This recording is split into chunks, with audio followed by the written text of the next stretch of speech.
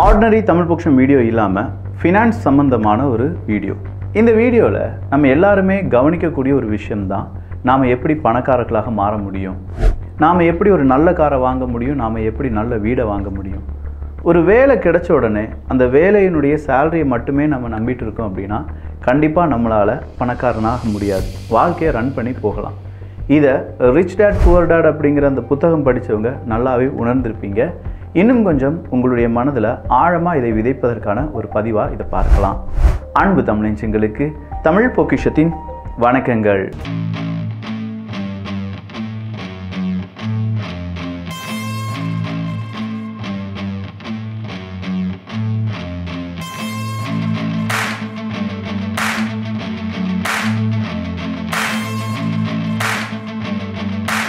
Elon Musk அவர்களுடைய total wealth அப்படின்னு நம்ம எடுத்து பார்த்தோம்னா கிட்டத்தட்ட 27 லட்சம் கோடி ரூபாய் இப்போதைய நிலவரப்படி.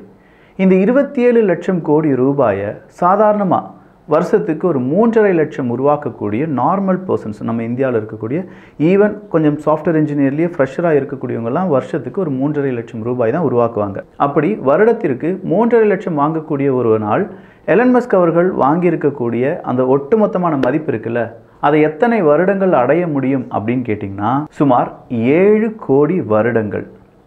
7 கோடி வருடங்களா? என்ன விக்கி சொல்கிற?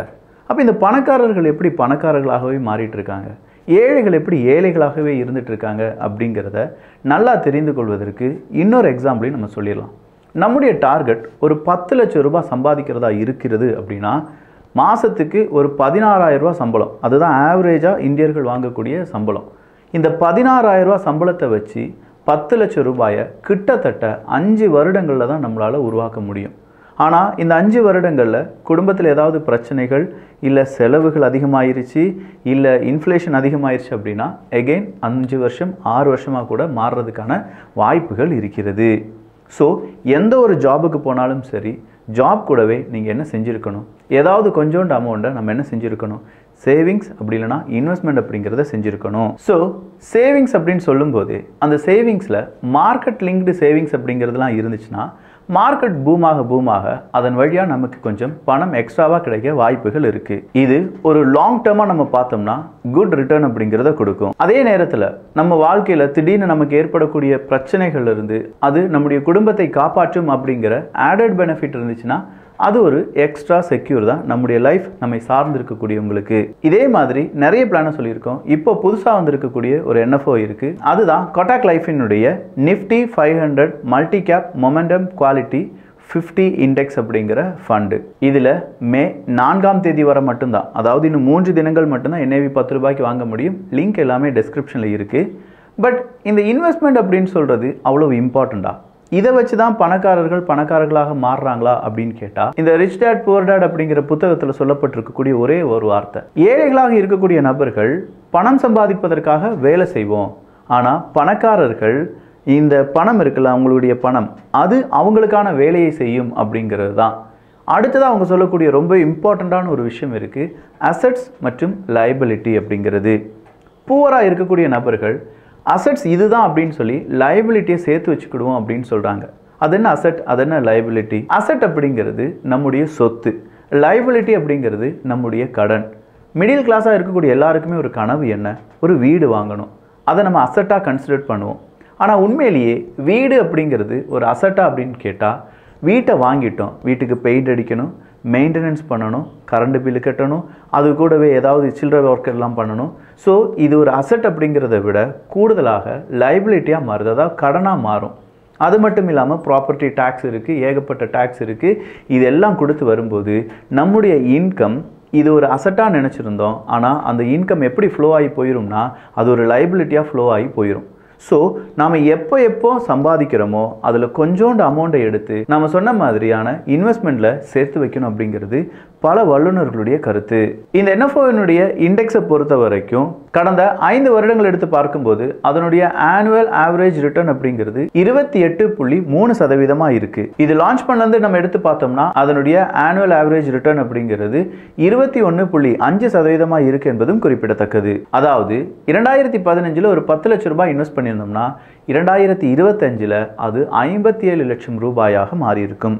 கிட்டத்தட்ட 5.7 மடங்கு அதிகரித்திருக்கும் அப்படின்னு சொல்றாங்க. இந்த மாதிரியான NFOல நாம போடுற பணத்தை டிவைட் பண்ணுவாங்க. ஒரு போர்ஷன் அப்படிங்கிறத நம்முடைய செக்யூருக்காகவும் இன்னொரு போர்ஷன் அப்படிங்கிறது தான் 500 mid cap, large cap, small கேப்பில் டாப்பாக பெர்ஃபார்ம் பண்ணக்கூடிய 50 நிறுவனங்களை எடுத்து அதில் இன்வெஸ்ட் பண்ணுவாங்க. ஸோ அப்படி இன்வெஸ்ட் பண்ணுறதுனால அதில் கிடைக்கக்கூடிய லாபமும் ப்ளஸ் செக்யூராக ஒரு போர்ஷனை மாற்றி வச்சிருக்கிறதுனால லாங் டேர்மில் நம்முடைய பணம் அங்கே விரயமாகாது. அதாவது கேபிட்டல் கேரண்டி பிளானாகவும் இதை நம்ம பார்க்கலாம். பாஸ்ட் பெர்ஃபார்மன்ஸ் அப்படின்னு சொல்லும்போது கொட்டாக் லைஃபினுடைய ஃப்ரண்ட்லைன் இக்விட்டி ஃபண்ட் அப்படிங்கிறது கிட்டத்தட்ட 5 வருடங்களில் ஆனுவல் ஆவரேஜ் அப்படிங்கிறது 25.2% கொடுத்திருக்கு. கிளாசிக் ஆப்பர்ச்சுனிட்டிஸ் ஃபண்ட் அப்படின்னு சொல்லும்போது 22.5% ஆனுவல் ஆவரேஜ் ரிட்டர்ன்ஸ் அப்படிங்கிறத கொடுத்திருக்கு. ATC வழியாகவும் 10/10D வழியாகவும் டாக்ஸ் பெனிஃபிட் கிடைக்கும். அதாவது வருஷத்துக்கு நீங்க 2.5 லட்சம் ரூபாய் இதுல இன்வெஸ்ட் பண்ணியிருந்தாலும் ரிட்டர்ன் கிடைக்கக்கூடிய பணத்துக்கு நம்ம டாக்ஸ் கொடுக்க வேண்டிய தேவை இல்லை. அது மட்டும் இல்லாம மாதம் பிரீமியம், நீங்க கட்டக்கூடிய மாதம் பிரீமியத்துல 120 மடங்கு லைஃப் கவர் அப்படிங்கிறது நமக்கு கிடைக்கும். நான் முதலே சொன்ன மாதிரி எல்லாமே இங்கே சாட்டிஸ்ஃபை ஆகுது அப்படின்னு சொல்கிறதுல நம்முடைய இன்வெஸ்ட்மெண்ட் அப்படிங்கிறது இருக்கணும். ஸோ நம்ம ஜாபை மட்டுமே வைக்காமல் ஜாபுக்கு தகுந்த மாதிரி இப்போ NRIலாம் ஒரு 18,000 இன்வெஸ்ட் பண்ணுறீங்கன்னா கண்டிப்பாக 2 கோடி வரை கிடைப்பதற்கான வாய்ப்புகள் இருக்குது அப்படின்னு சொல்கிறாங்க. அப்போ ஜாப் கூடவே இந்த மாதிரியான குட்டி குட்டி இன்வெஸ்ட்மெண்ட்லாம் நம்ம செஞ்சு வைக்கும்போது நம்முடைய லைஃப் ஒரு இடத்துல செட்டில் ஆகும். அதே மாதிரி கேபிட்டல் கேரண்டியாக லாங் டேர்மாக இருக்கிறதுனால கூடுதலான நார்மலாக நம்ம போடக்கூடிய RD, FDயை விட கூடுதலான பணம் கிடைப்பதற்கான வாய்ப்புகளும் இருக்குது.